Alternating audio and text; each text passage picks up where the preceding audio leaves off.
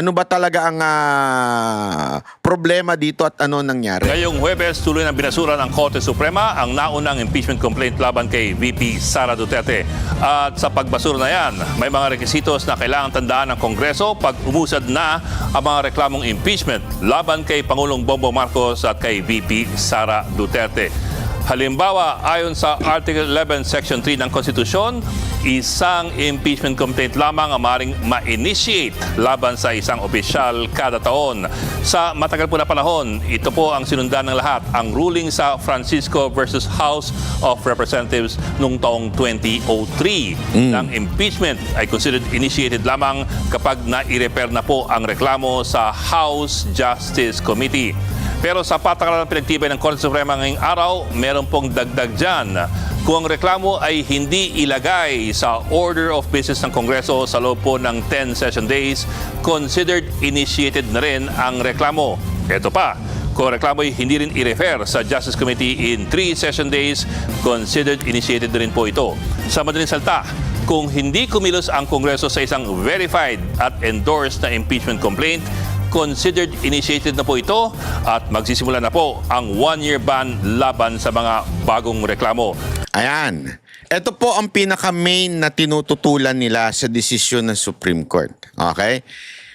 Merong 10 araw, once natanggap, pagpasa ng once natanggap, tatakbo na ho ito ng 10 days. 10 araw na dapat ito'y tumakbo na. Ibig sabihin, kailangan sa order of business, may pasok na kaagad. Okay? At 3 araw, dapat ito'y ma-refer na sa Justice Committee. Dati kasi, ang para bagang pwedeng pag-antayin. Katulad ng ginawa doon kay VP Sara Duterte na pinending yung unang 3. Tapos, tsaka pinasa yung pang-4. Ngayon, sinasabit pinagtitibay ng Korte Suprema na hindi porket hindi ginalaw, nagbibilang na yung araw. Ay, hindi nagbibilang yung araw. Dapat, matik yun. Basta ipasa, makuha, ma-receive, pak, bilang na ang araw. Kailangan aksyonan. Pag hindi inaksyonan, bilang pa rin yung araw. Ang problema kasi, itong problema sa nangyayari. Katulad nung ginawa noong panahon ng Vice President impeachment. Pinending lang nila. Inantay nila yung pang-4. So para bagang sila ang namimili kung ano yung ipapasa o hindi. Which is unfair naman po kung gano'n ang siste. Ang sinasabi ngayon ng ilan, sandali, teka lang. Hindi dapat ganun. Dapat talaga, kailangan, anuhin kagad dyan. Antayin muna natin. Di ba? Yun ang sinasabi. Ituloy natin. Wait. Tuloy natin. Dito po sumabit ang 19th Congress. Hindi kasi nirefer sa Justice Committee ang naunang 3 impeachment complaints at sa halip ay nilagay na lamang ito sa archive. Ayon kasi sa Korte Suprema, nire-require ng konstitusyon ng anumang verified impeachment complaint ay kailangan ilagay sa order of business in 10 session days at i-refer po sa Justice Committee in 3 session days. Hindi na po ito optional. Walang prerogative ang sinuman sa Kongreso, maging ang Secretary General o ang House Speaker na i-delay ang prosesong ito. Iyan kasi ang ginawa nila noon, di ba? Dinribble nila yung first 1, 2, 3, yung first 3 impeachment. Kaya ang inantay nila yung pang-4 na impeachment. Ganon ang ginawa. Hindi daw dapat ganun. Mali yun, sabi ng Supreme Court. Dapat, once na yan, naipasa, may 10 araw. Agad-agad dapat. Di ba? Ito pa po ang sabi ng Korte Suprema sa issue naman ng due process sa impeachment complaints. Ito naman yung pangalawa. Yung una, kailangan agad-agad. Pag ibinigay, kasi nga, ang iniiwasan ng Korte Suprema, yung ganun, yung ginawa last time. Di ba? May nagpasa, hindi dininig, tapos inantay yung pang-4, tsaka dininig. Ngayon, pinagtibay dapat 10 araw, nandito sa order of business, dapat in 3 days nasa Committee of on Justice, o kailangan yan sundin. Hindi pa pwedeng nakaayon doon sa utos ng leader nila. So once binigay, 10 session days bilang. 3 session days naman sa Committee on Justice bilang. Hindi pa pwede yung head ng Committee on Justice i-delay. Hindi pa pwede yung Speaker of the House i-delay. Kailangan yan i-ano kaagad. Hindi pa pwedeng mamili. Kasi nangyayari, magiging political yan. Mamimili ngayon yung Speaker of the House o yung Committee on Justice na chairman. Actually, sunod-sunuran naman yung chairman sa speaker. So, basically, parang sinasabi ng Supreme Court, dapat ang impeachment ay wala sa kontrol ng sinumang tao.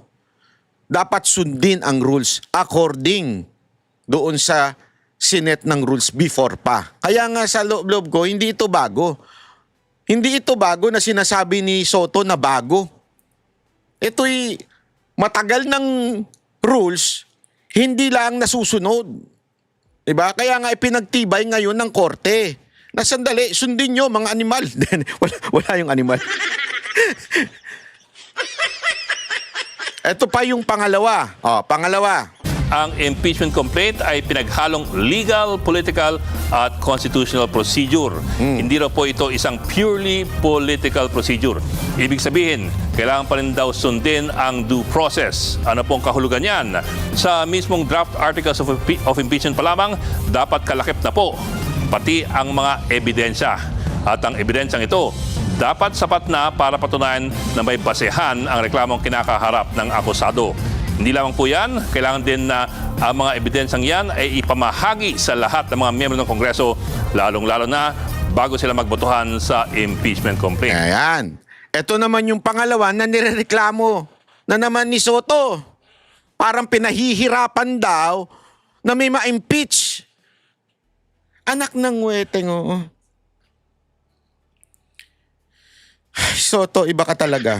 Sorry pero sablay kasi. Following due process, hindi ibig sabihin pinahihirapan ang isang tao na inakusa. Kaya nga nililinaw ng Korte Suprema dito Kailangan hindi pa pwedeng yung complaint, halimbawa yan draft complaint, dapat may ebidensya na. Hindi yung basta ka lang nagbintang. 'Di ba?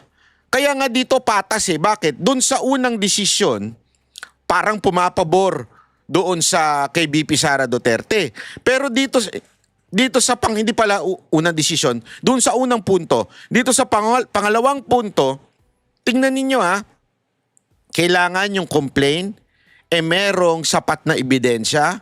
Ibig sabihin, hindi pala sapat na ebidensya, merong kasamang ebidensya para magkaroon ng substance. 'Di ba? Nasa rules naman 'yun. Pangalawa, yung ebidensya sufficient, sufficient to prove, 'di ba? Ayan, charges. Hindi ko lang mabasa, sorry So, pangalawa 'yon, kailangan ma-prove yung charges, may yung sapat para, ibig sabihin may probable cause, which is nandun din naman yun dati pa. Pinagtitibay nga Pangatlo, evidence to be made available to all members of Congress. Matagal na rin nasa rules yan. Ang gusto kasi ni Soto, para bagang mamaya, paparinig natin yung interview niya, para bagang sinasabi niya, paano? Ibig sabihin, literal, kailangan, kung hindi may isang pumirma na congressman, hindi may papasa? Ala ka, Soto, pambihira ka, oo. Ang importante dito, nabigyan ng kopya yung mga congressman. Nabigyan, na-receive. Doon sa opisina, receive. Na-receive mo Kasalanan mo kung hindi mo binasa. Ito si Soto. Dapat ako na lang nag-senador kaysa sa'yo. Sorry Hindi, biro lang. Kasi yan mamaya, papakita ko sa inyo yung kanyang argumento na sablay. Yun lang, may ilan ang pumalag sa mga bagong patakaran. Halimbawa, ayon po kay Attorney Rene Sarmiento na isang delegado ng 1987 Constitutional Convention, bagamat nirespeto nila ang desisyon ng Korte Suprema, ito raw po ay judicial overreach.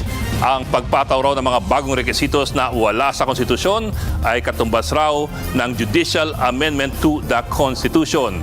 Dahil mas pinapahirapan daw ang impeachment process, hindi nila maituturing na weapon of accountability ang proseso ng impeachment. Alam niyo mga kababayan, hindi naman na to hindi po ito bago. Yun ang hindi ko magets. Ano sinasabi ninyong bago? Hindi po ito bago. Lahat po ito pinagtalunan nung nakaraan at pinoint out pa nga nila Marcoleta ito Yung rules na kailangan dumaan sa due process, kailangan dalhin sa Committee on Justice at kailangan may kopya ang bawat isa. Paano maa-aproban? Paano boboto ang tao, ang mga congressman, kung wala silang kopya? Gusto nyo paspasan. Tingnan nyo yung reasoning ni Soto Ito, pakinggan natin. Tingnan ninyo. It's nothing short of a judicial legislation. Binago yung Parang sabi niya, hindi, amin ito Judicial, ito. Ako para sa akin, napakalabo nun. Hindi pwede. Kasi merong Supreme Court Merong justice system sa atin. Sila ang mag-i-interpret ng konstitusyon. Ngayon, tanong, ang impeachment ba ay nasa konstitusyon? Di ba? Oo. So dapat sila magsasabi, ito ang interpretasyon niyan. Hindi kayo. Kayo gumagawa. Kasi para baga sinasabi ni Soto dito, parang gumawa ng bagong rules itong Supreme Court. Hindi luma na ito. Kaya nga kung titignan ninyo yung decision ng Supreme Court, na andun naman yung mga article na pinagbasihan ng kanilang desisyon. Di ba? Tuloy. inamend ang konstitusyon sa pananaw ko. Okay, let me place this on record muna. So far, as of last night, I've seen snippets of the decision. I have not read it fully, but hinanap mo kagad yung mga punto na dating pinag-uusapan natin kasi. So yung mga sabi ko snippets so far. Apparently, they did not directly correct in this decision some of the errors or the factual errors in the past decision. Hindi nila binanggit dito or hindi nila kinorek. So it stands therefore yung mga factual errors na yun. So and then yun nga binago binago nila yung parang nilang binago yung mode ng pag-i-impeach. Mas mahirap, humirap na ngayon. Dati nga madali sapagkat yan talaga nilagay sa konstitusyon niya ng mga gumawa ng konstitusyon, lalo na yung option 3 na sinatawag nilang option 2 na 1/3 signatures lang, forward na kagad. Hindi ba dati nga prayer lang, finorward na di ba? Sapagkat meron ng 1/3 na nakapirme. Because kaya nilagay yan para sa isang opisyal, impeachable officer na hindi ginagawa ang trabaho niya o merong maling ginagawa sa trabaho niya o nakakaperwisyo sa bansa, nakakaperwisyo sa ginagawa niya para sa tao, ay pwede. Ganito pa rin kaya ang tono ni Soto kung kay BBM na? Kasi para sinasabi niya, gina-justify niya yung dating mabilisang impeachment ni, I think it was ERAP at that time yung mabilis na impeachment na sa tingin ng Supreme Court at this moment, kasi ito babasahin ko sa inyo. Ito yung sinabi ng Supreme Court. Una, no impeachment proceeding shall be initiated against the same official more than twice and within a period of 1 year. So, nililinaw yon, diba? Isang beses ka lang pwedeng ireklamo sa impeachment kada taon. Bawal ang paulit-ulit. Matagal na yan. Pangalawa, nagsisimula ang kahit hindi pa na-refer, basta na-file na at hindi ginalaw ng tamang oras, pwede na rin ituring na nagsimula na. Kasi ang problema dito, bakit ganon? Kasi nga ang nangyayari, pinipending. Katulad ng ginawa nito nakaraan, di ba? So, merong pinanggalingan nito, yung 1987 Constitution, no impeachment proceedings shall be initiated. Hindi nito sinasabi kung kailan eksaktong nagsisimula, kaya nagkaroon ng interpretasyon. So, ininterpret ngayon ng Supreme Court dahil sila po ang nag-i-interpret. Bakit nila ginawa yon? May jurisprudence. Okay? Pinakikilala yung Francisco versus House of Representatives. Doon, unang nilinaw na ang initiation ay nangyayari kapag na-refer sa House Justice Committee and Verified Complaint. Sa mga sumunod na desisyon at interpretasyon, pinalawak ang konsepto na kahit hindi agad na-refer, basta na-file at hindi inaksyonan ng naaayon, maaari pa rin ituring na initiated para umandar ang 1-year ban. Ibig sabihin, Korte Suprema ang nag-define ng initiation, hindi ang mismong konstitusyon. Kasi again, wala po ito sa konstitusyon. So, ano ibig sabihin? Alam nyo, sa batas daw kasi, na pinaliwanag sa akin ito, na hindi pa pwedeng mag-imbento ang kung sino man at mag-interpret nito kung wala sa konstitusyon. At ang maaari lamang po mag-interpret nito ay walang iba kundi ang Korte Suprema. Napaka-importante nun. Kaya nga, sinasabi dito, yung initiation, nagsisimula basta natanggap na. Kasi nga, paano nga naman kung, okay, natanggap pero hindi i-refer? Di ba? So, kaya nga meron ding yung sinasabing 10 session days and 3 session days. Sabi nga, napakaano kasi, ang konstitusyon nagsasabing isang impeachment lang kada taon. Ang Supreme Court, sila ang nagpapaliwanag kung kailan nagsisimula ang impeachment. Ang House Rule, sila ang naglagay ng bilang ng araw kung kailan dapat kumilos ang Kongreso. Kaya nga, mga kababayan, kung magkakaroon ng problema dito, sino ba ang tatakbuhan natin sa interpretasyon ng batas at konstitusyon? Walang iba kung hindi Korte Suprema. Sila po. Hindi si Soto. Nauna sa lahat, di nga abogado. Diba? Hindi ho pwedeng Kaya nga, sinusunod lang at sinasabi lang ng Korte Suprema yung 10 days at 3 days na mismong House Rules ang nagsabi. Bakit kayo nagrereklamo? Diba? Madaling alisin. Hindi pwede magtagal. Kaya nilagay yun dun Ito gustong-gustong alisin. Kailangan daw, kaya daw dapat pwede yung hindi kagad mabasa ng mga congressman, para daw mabilisan. Di ba? Kaya noon basta nag-rule lang yung 1/3, tapos na. Kaya naalala nyo yung pagtayo ni Villar noon, tapos biglang, lahat na. Ang gulo-gulo. Hindi dumaan sa tamang proseso. Bakit natin pahihirapin ngayon? Katulad ng ginawa ngayon at humihirap na. Talagang, kaya sabi ko, forgive me, but I think impeachment now is an impossible dream. Yan ang mahirap dito talaga pagka showbiz Talagang impossible dream. Marami nagkakapatayan dyan sa impossible dream. Hindi pala. Iba palang kanta yun.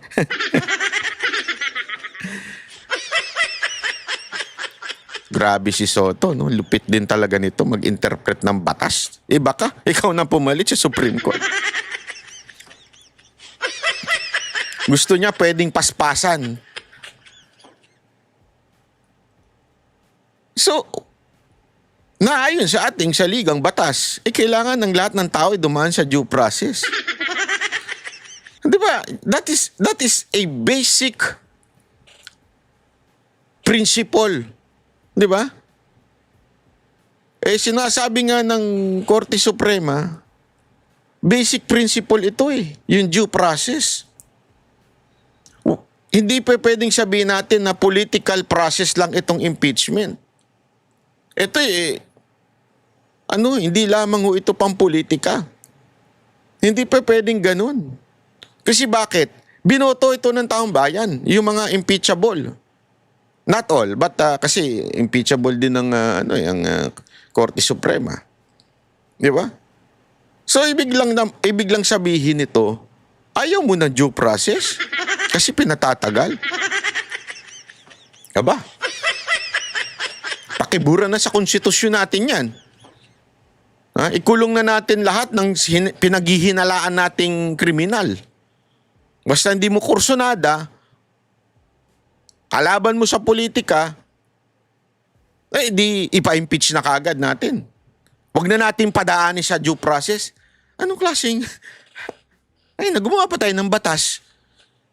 Parang hindi ito mambabatas Gumawa pa tayo ng batas kung hindi rin naman natin padadaanin sa due process. Anong klaseng...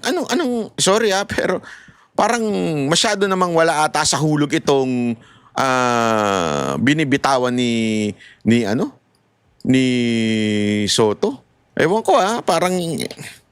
That's one, no? Yeah, so sabi ko nga, mga snippets pa lang yung nakita ko. Number two, na gusto kong bigyan ng ng linaw, ano? My position and my comments have nothing to do with personalities. No. It has nothing to do with Vice President Sara. Ano? It is the principle. It is the principle of ang legislation ay sa Congress. Oo nga. Hindi sa Supreme Court. Oo. Gusto natin baguhin ang Constitution, let's use a Constitutional Convention or a Constituent Assembly. Hindi a Supreme Court decision. Parang hindi naman ata binago. Ininterpret lang yung yung salita doon sa article yun? Article chotomate. Sa Article 11 Section 3. Nandun naman yung nakasulat po yun Ang linaw-linaw po no? So, tapos ayon din mismo sa batas na ginawa o sa rules na ginawa ng House, kailangan 10 araw i-refer o i-initiate, Ito, para eksakto. Kailangan 10 araw mailagay sa order of business. At ang nakalagay doon, di ba, immediate. Ilang araw din dapat i-refer sa Justice Committee, 3 araw. Ang sinasabi lang ng Supreme Court, kung ganon, dapat sundin. Sundin yung 10 araw. Hindi yung itetenga ninyo, aantayin ninyo, nang pumasok pa yung ibang mga impeachment, tapos tsaka nyo lang ipapasa para doon magsisimula yung 10 araw. Hindi pa pwedeng ganun yun. Kasi mangyayari nun, sino nagdidesisyon? House Speaker.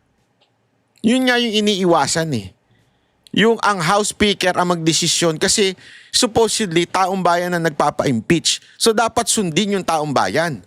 Hindi yung ganitong parbagang, hindi, kung anong desisyon ng siya mamimili. Ganun na nangyari. Ang personalidad dito whether it's the impeachment of the filed impeachment for President Marcos or Vice President Duterte, it's nothing to do with that. Even if somebody files an impeachment to any of the members of the Supreme Court, walang kinalaman yung aking punto dito.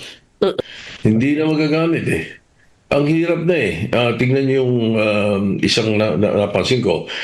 Noong una, di ba, parang tinanggal nila talaga yung option 3. Ngayon na sinasabi, kailangan pirmado lahat at binasa at alam ng mga at nabasa at naintindihan ng mga congressman ang kanilang articles of impeachment.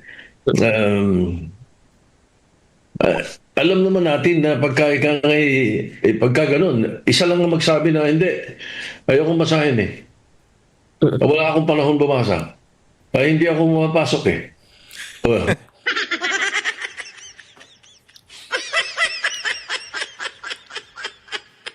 Alam mo, masyado ka kasing OA, Soto. Sa totoo lang, masyadong OA yung interpretasyon mo na yan na kailangan mabasa. Oo, tama naman, kailangan mabasa ng lahat. Pero responsibilidad na ngayon nung congressman, kung sakaling dinala sa opisina niya, ni-receive doon, kasi may ganun tayo Hindi pa pwedeng sabihin natin yung katulad ng style na ginawa niya na hindi na-receive. Hindi namin re-receive yan kasi wala yung Secretary General. Hindi pa pwedeng ganun. Dahil nasa konstitusyon din yun. Nasa bang tawag dito? Nakalimutan ko yung exact term. Nandun din yun na kailangan yung opisina whether nandun yung head ng office na yon ay dapat tanggapin. Di ba? Nandun yun eh. Ngayon, anong ibig ko lang sabihin? Simpleng-simple lang. Masyadong OA yung interpretasyon nito ni Soto na kung saan sinasabi niya, so kung ayaw kong basahin yan, so hindi natatakbo. Ano ba namang klaseng interpretasyon yan? Soto naman, medyo sablay po kayo dyan. Sorry sa tingin ko, napakasablay nyo, sir. Pwede mo namang ipa-receive sa opisina. Oh. Di ba? Kung hindi mo pinirmahan, sasabihin mo, hindi ka, sandali, may receive, may receive. No. Problema na ng congressman yun. Di ba? Pagka halimbawa, botohan. Halimbawa, ito, sigurado ako, alam niyo yan. Hindi porket hindi pumunta yung tao, ibig sabihin, ano muna siya, wala siyang boto. O sabihin na nating abstain, pero boto pa rin yun. Di ba? Boto pa rin masasabi mo yung abstain. Kahit absent ka. Hindi pa pwedeng dahilan yun. Hindi, antayin nyo muna ako ha. Antayin nyo muna akong bumoto bago mag-proceed yan. Soto naman, ang tagal mo na dyan. Pambira ka naman. Di ba, ang tagal mo na dyan, para bagang, basta lang interpret mo. Kasi ganito, may mga nagsasabi na medyo overreach daw itong ginawa ng Supreme Court dahil hindi eksaktong nakasulat sa konstitusyon yung rules na kung saan ay nagsasabi na na 10 days and 3 days. 10 days order of business at the same time ay yung naman sinasabi na 3 days doon sa Committee on Justice. Kaya sinasabi daw na tila nag-overreach itong Korte Suprema, 'di ba? Sa legal na pananaw, hindi sila gumagawa ng bagong batas. Kung hindi nililinaw kung papaano ipatupad ang nakasulat na prinsipyo. Iyan ang ating maintindihan, ha? Kasi isa pang sinasabi doon, ang mga detalyeng iyon ay lumalabas na interpretasyon ng korte at sa rules ng Congress, kaya may ilan nagsasabing parang dinadagdagan ang saligang batas. Hindi po, kasi sabi nga, di ba, trabaho talaga ng Korte Suprema ang mag-interpret ng konstitusyon. Kapag may malabong bahagi o may banggaan na rules, kailangan i-interpret po. Ang meron lamang pong kapangyarihan para i-interpret yan ay Korte Suprema. So ibig sabihin, hindi ho sila gumagawa ng batas. Nililinaw lang nila kung paano ito ipatupad. Kasi nga naman, halimbawa, di ba gumagawa ng batas, legislative branch, which is Kamara and Senate. Merong hindi pagkakaunawaan, di ba? Halimbawa, yung executive branch, ipapatupad na yung batas. Merong hindi pagkakaunawaan. Ano ngayon na mangyayari? Tatakbo ngayon sa korte. Because the judicial branch will be the one to interpret the law. So, dadalhin yan sa RTC, pag natalo, whatsoever, dalhin sa CA, hanggang umabot sa Supreme Court. Supreme Court, sila po yung, kaya nga Supreme sila yung final arbiter. Ano ba ang sinasabi o interpretasyon ng batas na pinatupad ng executive o di kaya at this very instance yung pinatupad ng legislative. So, ibig lamang pong sabihin nun, mga kababayan, simpleng-simple. Ang bottom line, ang may kapangyarihan na mag-interpret ay ang Supreme Court. Diba? Alam nyo, hindi ito settle ng tama o mali. O debate ito sa legal political na pananaw. Hindi simpleng oo, hindi ito. Pero isang bagay ang sigurado tayo dito, mga kababayan. Korte Suprema ang dapat sundin pagdating sa interpretasyon ng batas. Yun lang yun eh. Hindi mo lang pinigil yun, dinelay mo. Hindi mo lang... Madidelay mo daw. So, ganun ba every time na kailangan ng boto ng isang taong congressman? Pag hindi siya bumoto, wag nyo itigil niyo yan. Kailangan may boto ako kasi ayon sa rules. Kailangan bumoto mga congressman. Sorry. I'm not saying you're stupid, But what a stupid logic. 'Di ba?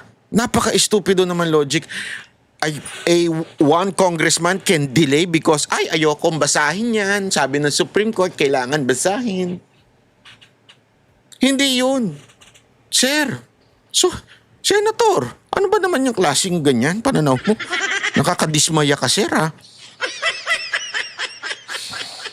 Medyo pasok po uli kayo sa school bukol. Baka medyo pwede nyo matutunan yan. Dinilay, pinigil mo na talaga ang impeachment pagka ganyan. I have read some of the comments of the legal luminaries. Talagang, wow, ibang klase to. In other words, ako, bottom line, ayaw na nila may impeachment sa Pilipinas. Wow! Lalo ng itsura nitong decision na ginawa ng Supreme Court. What we can do is meet with them. I mean, Congress, the House of Representatives. Okay. Usapan namin yan. Yan. Pag-usapan nyo ni Romualdez. Kung ano bang next step nyo.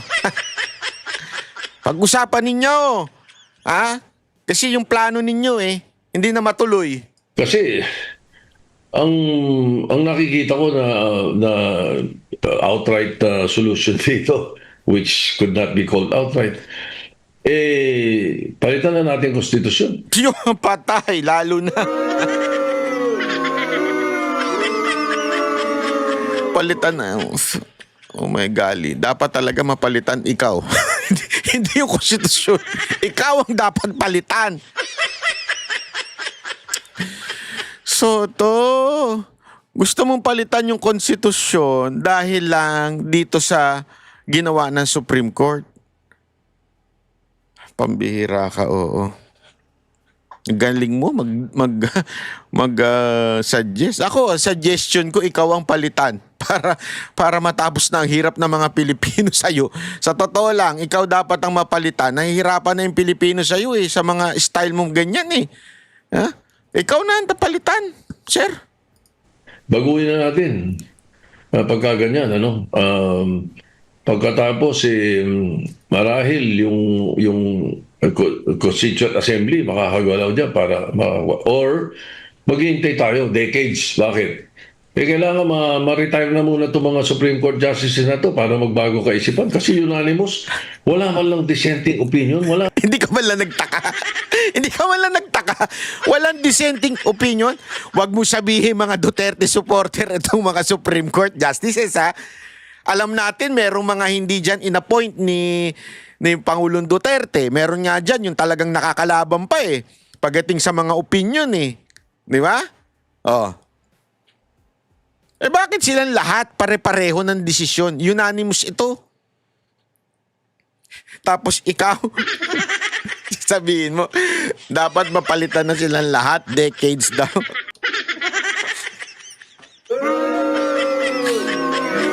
Magdilang anghel ka, ika nga, sabi nila. Pero ikaw ang mapalitan. Huwag na sanang umabot ng decades. Maawa naman kayo sa Pilipinas kung ito pa rin ang iboboto nyo senador. Ito ang senador na paganong-ganon Silang dalawa ni Soto, pansinin nyo sa kasaysayan ng Pilipinas. Paganong-ganon to. Kung sino nakaupo, sip-sip sila. Ha? Hindi talaga para sa bayan. Ito yung mga senador na alam mong may agenda. Ilang beses na tumakbo ito mga ito, talo na naman Ibig sabihin ayaw sa kanila ng taong bayan Di ba? Ayaw sa kanila ng taong bayan. Ewan ko ba? Bakit nananalo pa itong bakit pa tumatakbo itong senador at nananalo? Wag din na kasi yung patakbuhin nito ng panalo sa Senado. Man lang opinion, otherwise na meron sinabi na ganito, kaya ako bumoto, explanation, wala man lang So, nakakapagtaka Baka, talaga magtaka ka. Ibig sabihin, sablay ka talaga. Mantakin mo. Nagkasundo lahat ng Supreme Court. Tapos sasabihin mo ngayon na mas maalam ka pa. It will take years. Mga retirement bago tayo sana makakilos at mailagay natin uli sa lugar sa konstitusyon kung hindi nila ako ayoko ng CONCON, ayoko ng Constituent Assembly, pero pag gaganyan ang usapan, payag na ako. Grabe, no? Desperado na talaga. Desperado na talaga siya. Naku po, alam nyo mga kababayan, ha? Ewan ko, ha? Feeling ko talaga, itong mga ganitong style nito, nakakasira ho talaga sa ating bayan. Hindi ho kasi parang dahil lang sa gusto nyo talagang mawala si BP Sara Duterte, kailangan na nating baguhin ng konstitusyon. Ano to? Bendalo? Meron palang bagong membro ang Bendalo Ha? May bagong membro ang Bendalo. At yan po ay si Senate President Soto. Ay nako, alam nyo mga kababayan, tayo ay mag-isip-isip kung tama pa ba yung mga ganitong klaseng mga politiko ang nasa ating bayan. Kasi napaka-importante na pagbigay ng magandang statement itong si Soto kasi Senate President siya. Ayaw natin ng constitutional crisis among branches of government. And it is very clear that the Supreme Court is the one interpreting the law. As a matter of fact, when they decide, di ba, pinag-aaralan niya ng lahat ng abogado yung jurisprudence. Ginagamit yan bilang pangbanat o panghirit sa Korte Suprema, sa Korte. Bakit? Sasabihin nila, the decision between Banat-Bay and blah, blah, blah. The decision of the Supreme Court, Banat-Bay, ganyan-ganyan. O, ito sinabi noon. Kaya ito dapat ang maipatupad ngayon. Ginagamit yan. Ibig sabihin, pag decision ng Supreme Court, batas yan. Yan ang interpretasyon ng batas. Alam mo, hindi ako abogado, pero naituro naman sa akin yan. Hindi ko maintindihan ba't di naituro kay Soto yan na senador. Mantakin mo, batas ang mag-i-interpret siya.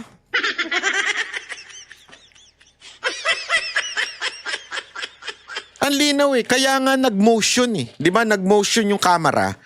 Parang sinasabi, sandali, hindi ganyan. Parang, ito dapat ganito. Ibig sabihin, nagbibigay sila ng motion nila, ito. O ngayon, sino mag-judge? Supreme Court. At, ito lahat sila. Same judgment. Tangina, kaya nga judge Kakarindi. Pwede mo bang sabihin sa judge, nako judge, sablayan.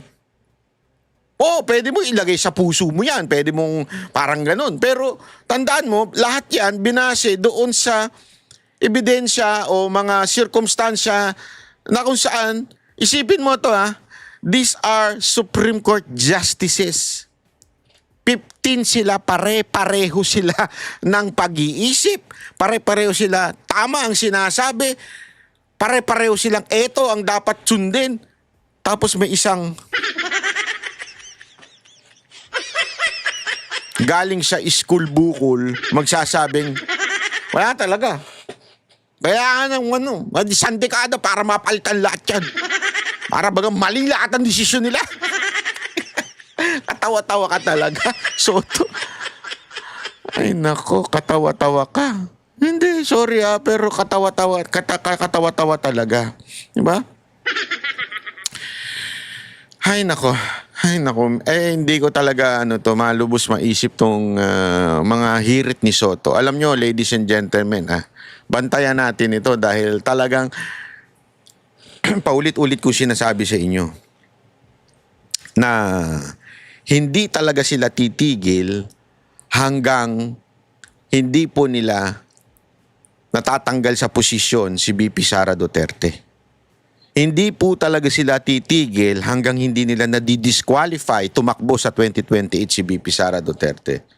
Sigurado ko, our nation is being controlled by the left and by these liberals. Kawawa talaga itong bayan natin kung ganitong klaseng mga senador ang mananatili dyan. Kasi dapat yan Ang sagot dapat yan, we have a different opinion, but since it's the Supreme Court, we respect the Supreme Court. Ganun lang eh. Kaya lang para ka ikaw ay magsabi na ganito, ganito. Hindi tama eh. Kung ordinaryong Pilipino ka at magsalita ka ng ganyan bilang opinion mo, yan, freedom of speech yan. Walang problema dyan. 'Di ba? Kalayaan mo yan. Kaya lang hindi maganda para sa isang Senate President ang magsalita ng ganyan. Kasi para bagang bit-bit mo yung buong institusyon nyo. Kasi Senate President ka eh. Kaya nga dapat maingat ka eh. 'Di ba? Alam mo, diyan ko sa bagay na yun nagustuhan si Chis Escudero noon. Napakaingat magsalita. Alam mo yun, pag bumitaw siya, whether, di ba lagi niya sinasabi noon eh, may mga time pa nga siya, actually, alam ko pagkaalam ko, may part na sinasabi niya nga na tutol siya, pero dapat sundin. Kasi yan ang sabi ng Korte Suprema. May mga ganun eh. May mga ganung statement si Chis Escudero. Sabi ko nga, this person is a very gentleman. Hindi man pareho, hindi man tugma sa aking pananaw o opinion ko. Sa tingin ko may mga nakaraan siyang desisyon na hindi ko gusto. Pero gayunpaman, pag nagsalita siya, maingat siya pagdating sa mga desisyon ng Korte Suprema. Pero si Soto, akala mo Diyos eh.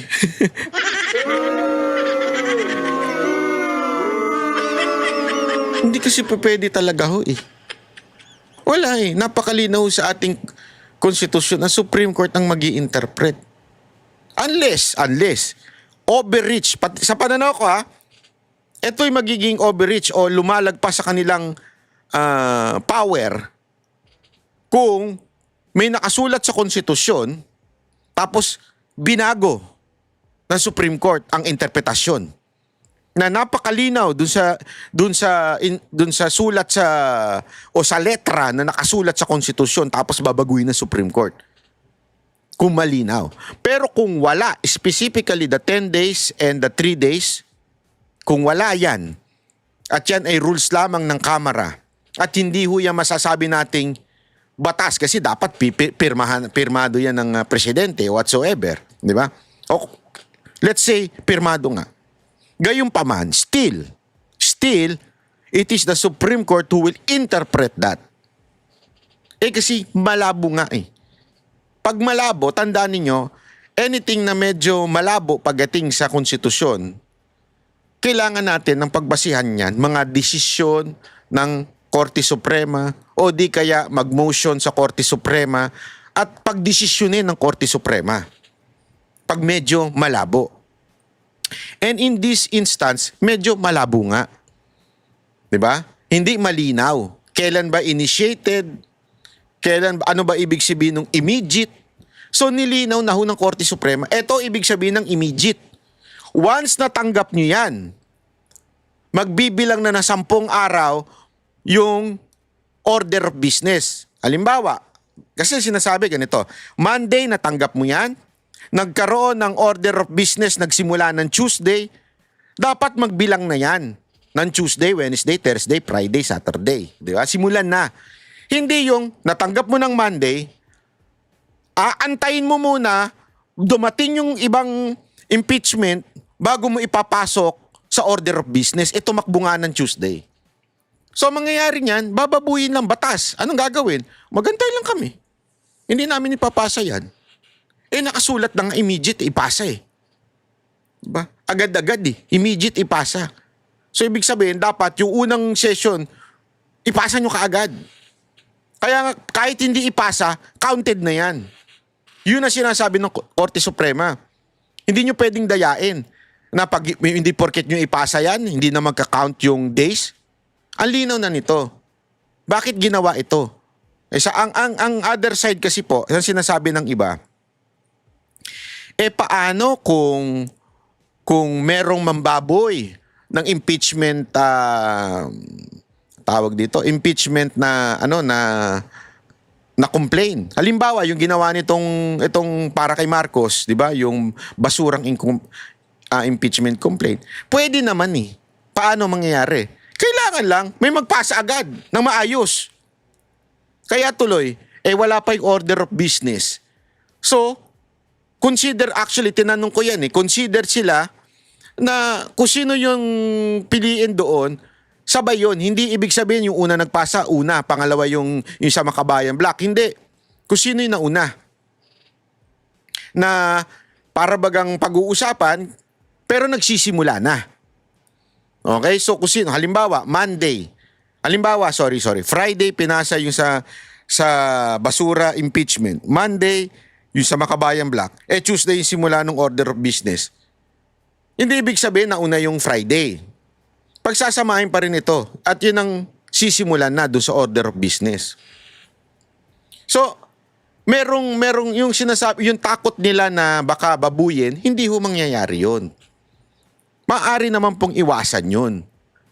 Kaya lang kasi, yung takot naman ng other side, na baka magantay lang na magantay, paano ko i-pending ng Secretary General? Ayoko ipasa yan eh. Bakit ba? Katulad na nangyari noon. Hindi niya pinasa yung first, second, and third. Bakit? May utos eh. Huwag niyo ipasa, hintayin niyo yung pang-apat. Yun ay ipasa niyo. O, di ba? Ganun na nangyayari. Hindi naman pwede yun. Bakit? Naging control na ng... paano? Paano kung kaalyado nung ini-impeach na tao yung speaker? Ibig sabihin, pwede siya mag-antay ng mahinang impeachment? Katulad na nangyari ngayon. Kaalyado ng presidente o yung ini-impeach yung presidente, yung speaker. So pwedeng mamili. Yun yung iniiwasan dun sa desisyon ng Korte Suprema. So ang napakalinaw po nito mga kababayan, this is for us. Ngayon, meron naman pong para bang masasabi natin na counter na counter na machi-check and balance. Ano 'yun?